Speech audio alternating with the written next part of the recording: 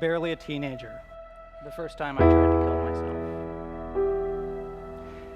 If I knew then what I know now, well, it probably wouldn't have changed very much. And it probably wouldn't have changed very much because sometimes it doesn't matter what you know, what you feel just takes over. Death isn't just of the physical body. Death is of the ego death. A lot of young people, and I share this with you because, again, you might find yourself in this place, a lot of young people, a lot of people in general who have a hankering for death, who think I need to kill myself, suicide, thoughts of suicide. Those are not wrong. Those feelings aren't wrong. To want to die to yourself, to want to commit suicide is not wrong. It's just that you're looking at it the wrong way. It is not a physical suicide. It's not a physical death.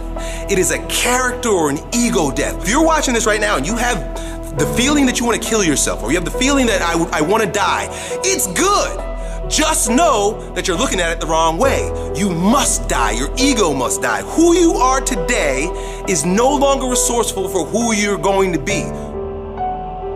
For you to fulfill your greatest purpose here on this planet, in this lifetime, you have to have multiple deaths to immature versions of yourself so that you could be reborn as a stronger version of yourself. That's how the process goes.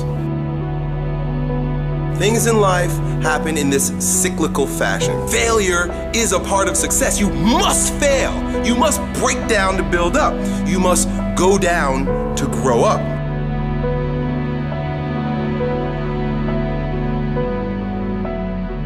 A truly successful man takes that wound and grows something of a better version of himself, right? This is the growing stronger process. This is the becoming a stronger version of yourself process. And some people, without the perspective, they allow the wound to fester. How many people have a injury, psychological, emotional, an abuse, or physical, or born with, and they allow it to destroy them?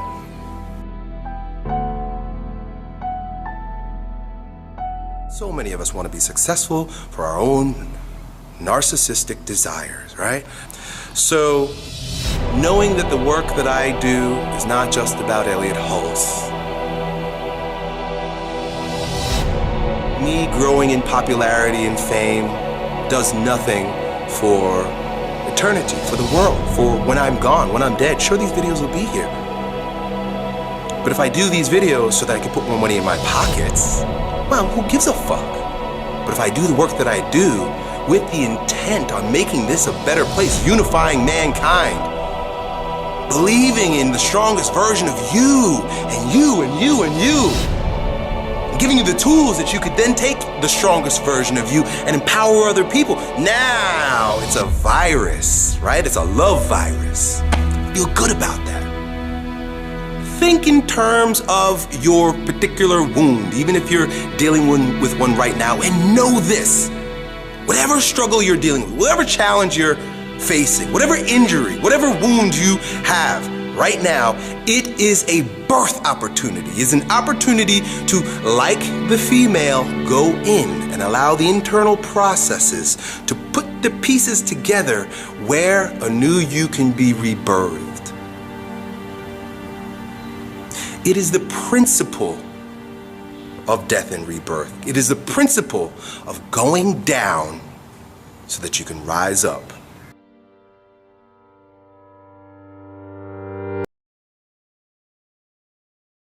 I think most people get wrong about motivation. They think it's a permanent fix. They think it's something that is a constant. They think that maybe once I get it, I'm gonna hold on to it. Nothing is permanent. Nothing is permanent. And a lot of times you have to learn to perform without motivation. You have to learn to perform without purpose. You have to learn to perform a lot of different things. And that's what people think. They think I need to have this motivation to work out, to study, to be better. So if they don't have it, they just don't do it. And that's where you fail. You have to learn to train your mind well beyond motivation. If you have motivation, that's great. That's some kindling to the fire. All it takes is a little bit of fucking spark, you can burn a whole forest up. But motivation, you have to learn to exist without it. You have to be your best self when you're least motivated. And that's the tricky part about all that shit. Motivation is just a word. You have to have these different things in your mind on where you want to go and know that motivation is not going to get you there. Now, motivation it's kind of a strange word because it doesn't really mean what we think it means. We think it means that we're fired up to do something. We think that it means we're eager and passionate to make something happen.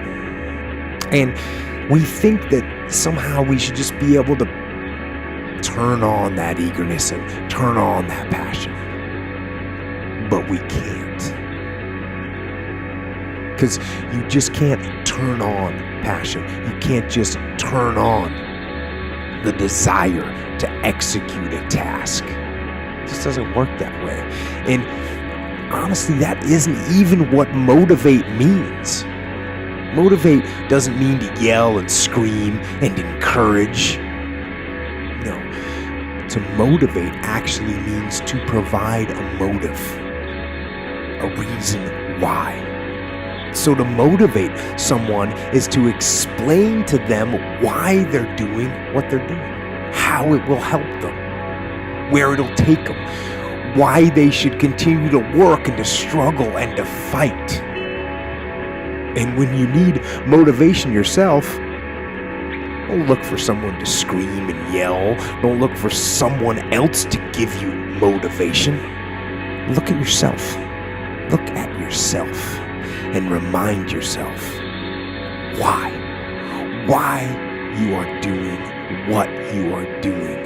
Remind yourself that this struggle, this temporary pain, this fight that you're in, this is what will make you stronger and faster and smarter and better. And then, with that motivation, go forward into the fray, into the storm, into the heat of the battle where victory is forged. This is another thing where it comes back to motivation and discipline. I want to really stress the difference between those two things. I was a 4-time kickboxing world champion. For 12 years, I trained 5 hours a day, 6 days a week. And I was motivated to train probably about 25% of the time. The rest of the time I went because I am disciplined. You don't feel like going through that shit on a Wednesday morning when you wake up, but you have to do it because you're disciplined. You're either a disciplined individual or you are not a disciplined individual. I do not need to be motivated. I'm a disciplined person. If I allocate X amount of time to work, I'm going to do it. But that is the bottom line answer. It's discipline. You're going to have to work when you don't feel like working. That's how it's going to have to be, or you're never going to be in it. And it always comes down to discipline. All the other people who are building multi-million-dollar careers and lives and businesses, they've all figured out one thing. They know how to get themselves up and moving when they don't feel like it. How do I stay motivated? Because no one stays motivated. Ask the question, how do I develop the discipline to do the things that I know I need to do when I don't feel like doing them? That is the question. Because it's really easy for anybody to come to work on the days they feel like killing it and killing it.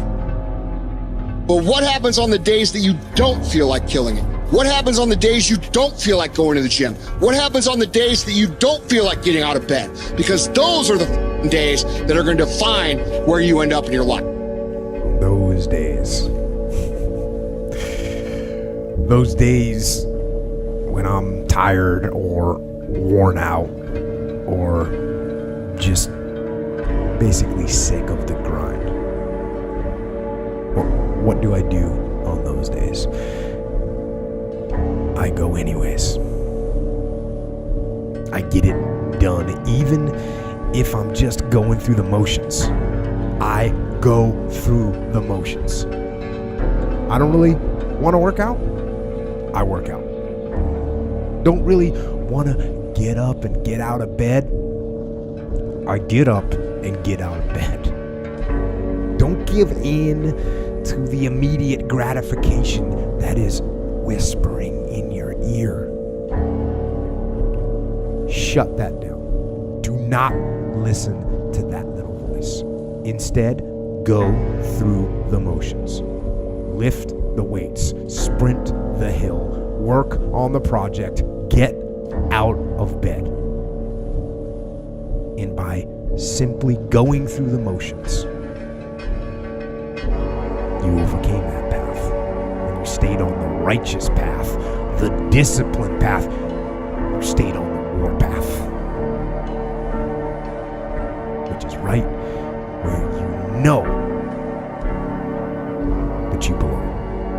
I've never met a person who was not successful that didn't have a great amount of self-discipline within their life.